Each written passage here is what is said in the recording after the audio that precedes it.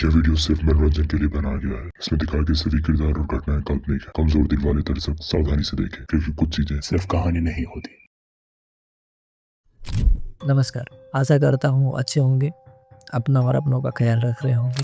कई बार कई कहानियाँ ऐसी होती हैं जो सुलाने के बजाय जगाने का काम करती हैं। ऐसी ही एक कहानी आज मैं लेके आया हूँ। इसमें जो नाम मैं बताऊँगा वो नाम सही नहीं होंगे, पर कहानी बिल्कुल सही होगी। एक लड़का होता है जो बचपन से ही बाहर रहा होता है, शहर में रहा होता है। वो एक ठंडी में 2022 की ठंडी में प्लान करता है कि वो गांव जाएगा। गांव में उसके घर में उसके दादाजी होते हैं। वो गांव आता है, सभी को मिलता है। गांव के लड़कों से उसकी अच्छी बनने लगती है, अच्छी बातचीत होने लगती है। गांव के लड़कों के साथ वो समय बिताने लगता है। गांव के पीछे एक जंगल होता है। वो जंगल में एक कुआं होता है। वो कुएं का नाम गांव वालों ने लाल कुआं रखा होता है। वो कुएं के बारे में ऐसे चर्चा होने लगता है। गांव के सभी लड़के बोलते हैं कि अंकित वही लड़का है जो शहर में रहता था, अभी गांव आया है। सभी लड़के बोलते हैं अंकित वो कुएं के पास कभी मत जाना, क्योंकि हम लोग कभी नहीं जाते और गांव के लोग भी नहीं जाते वहाँ, क्योंकि वहाँ जो भी जाता है वो कभी सही से वापस नहीं आ पाता। अंकित वो सभी सुनता है। वो शहर का लड़का होता है। वो बोलता है कि ऐसा कुछ नहीं होता, मैं आज रात ही वहाँ जाऊँगा। क्योंकि अंकित शहर से होता है तो वो नेगेटिव शक्तियों पे, ये सब पे भरोसा नहीं करता। वो रात के 9 बजते हैं, वो टॉर्च उठाता है। अक्सर ठंडियों में रात के 9 बजे गांव के सभी लोग खाना खा के सभी अपने बिस्तर में हो जाते हैं, तो अंकित के लिए और भी आसान हो जाता है। अंकित उठता है, जंगल में जाता है। ठंडा मौसम होता है, हवा चल रही होती है। अंकित वो कुएं के पास जाता है। कुएं से लगभग 10 मीटर की दूरी पे अंकित होता है। उसे किसी के रोने की आवाज़ आती है। अंकित वो करता है कि जाएगा, देखेगा। अंकित जाता है, कुएं के पास जाता है। वो लाइट जला के देखता है तो कुएं के पास कोई नहीं होता। वो पीछे देखता है, पीछे भी कोई नहीं होता। अंकित डर जाता है कि अगर कोई नहीं है तो फिर वो कौन रहा था। अंकित कुएं के अंदर देखता है, कुआं पूरा खाली होता है, कुछ भी नहीं होता। अंकित फैसला करता है कि कुछ नहीं है यहाँ, वो चला जाएगा। वो चल के 3-4 कदम जाता है। उसको फिर से कुएं के अंदर से रोने की आवाज़ आती है। इस बार आवाज़ और तेज भी थी और अंकित को समझ में आता है पूरा कि ये आवाज़ कुएं के अंदर से आ रही है। अंकित फैसला करता है अगर इतना आया हूँ तो मैं कुएं के अंदर टॉर्च जला के एक बार अच्छे से देखता हूँ। अंकित जाता है, कुएं पे फिर से चढ़ता है। कुएं के अंदर टॉर्च जलाता है। इस बार उसे कुएं के अंदर एक लड़की दिखती है, जिसके फेस पर पूरा बाल आया था, लेकिन उसकी आंखें सफ़ेद कलर दिख रही थी। इतना भी उसको दिख रहा था कि उसका चेहरा काला था, पर ऊपर से बाल रखे हुए थे पूरे। अंकित डर जाता है और अंकित पीछे हो जाता है। अंकित सोचता है कि शायद वो कोई नहीं है, वो कुछ गिरा होगा जो मुझे लग रहा है कि किसी का फेस है। अंकित फिर से फैसला करता है कि मैं एक बार फिर से लाइट चला के चेक करना चाहिए। हालांकि अंकित डरा होता है। अंकित फिर से लाइट जलाता है, देखता है। इस बार उसकी तरफ एक हाथ बढ़ के आता है। अंकित बहुत ज़्यादा डर जाता है। अंकित सोचता है मैं भाग जाऊँ इधर से। अंकित 3-4 कदम पीछे होता है और इंतज़ार करता है कि वो हाथ बाहर आए, लेकिन वो हाथ बाहर नहीं आता। अंकित बोलता है कि एक बार फिर से चेक करता हूँ।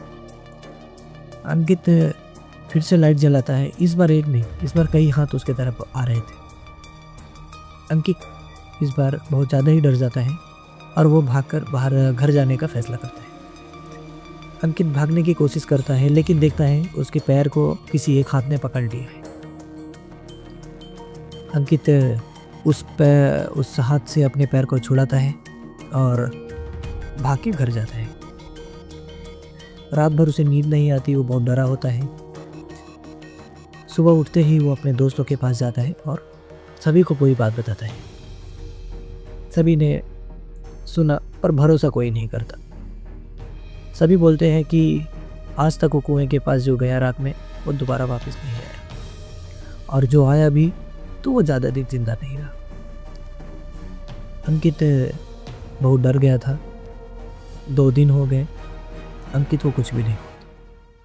हालांकि अंकित उसके बारे में हमेशा सोचता था, पर 2 दिन हो गए थे तो कुछ भी नहीं हुआ।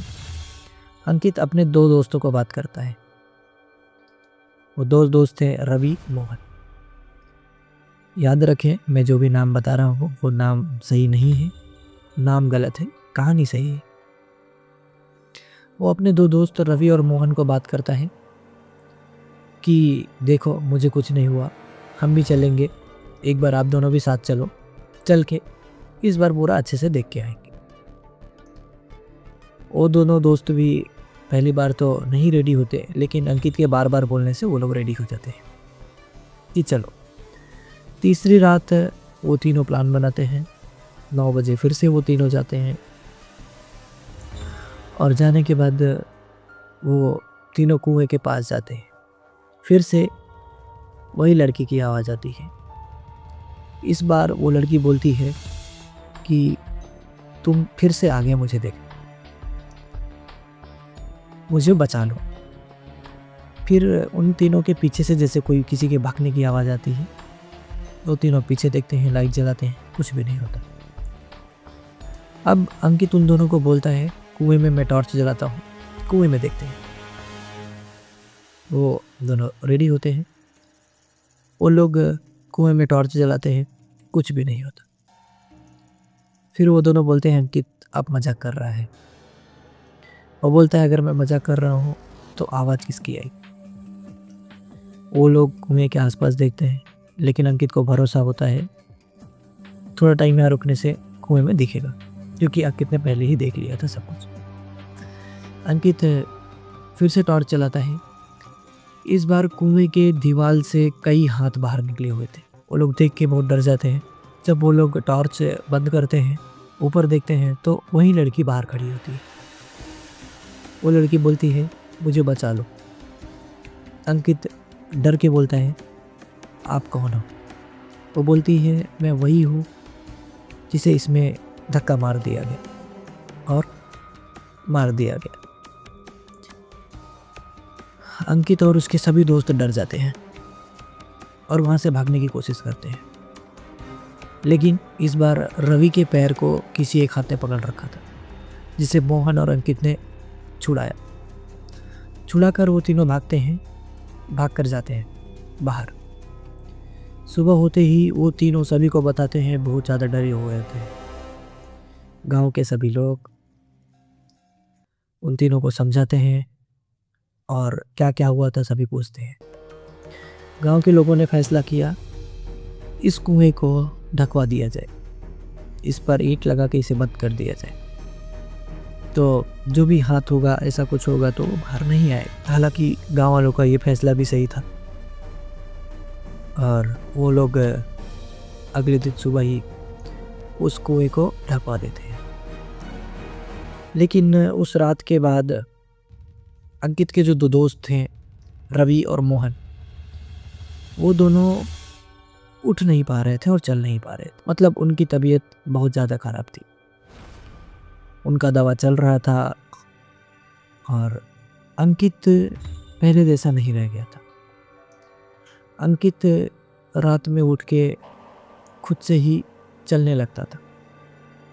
कई बार उसके दादाजी ने देखा कि वो चलते टाइम बस इतना ही बोलता था मुझको बचा लो, मुझको बचा लो। अंकित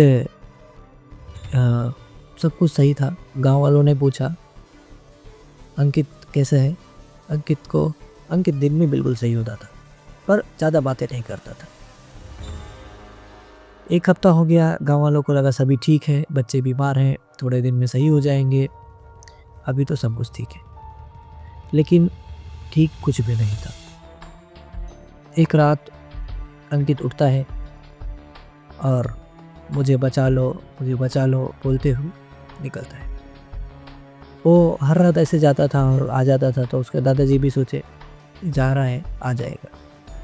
हालांकि उसके दादाजी ने आवाज़ भी दिया, पर वो नहीं सुनता। वो जंगल के अंदर जाता है और अंकित उसके बाद कभी नहीं मिलता।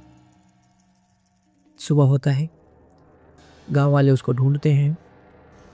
वो उसी कुएं के पास उसकी एक घड़ी मिलती है, जिससे सभी को यकीनन ये हो जाता है कि अंकित यहाँ पे आया था। और सेम उसी दिन अंकित के जो दो दोस्त हैं, रवि और मोहन, वो दोनों भी मर जाते हैं। मतलब एक ही दिन में वो तीनों मर जाते हैं। हालांकि इसके बाद गांव वालों ने तांत्रिक को बुलाए, पूरा पूजा करवाया, जो भी था सब कुछ करवा के उस कुएं को धागे से बंधवा दिया। उसके बाद से अभी तक कुछ भी ऐसा घटना वाजे नहीं आया है।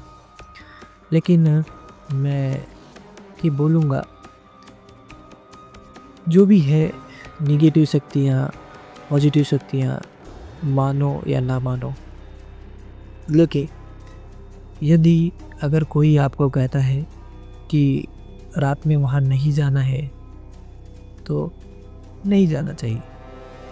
क्योंकि अगर कोई मना कर रहा है तो मतलब किसी ना किसी ने वो प्रॉब्लम्स को, वो सिचुएशंस को फेस किया रहेगा।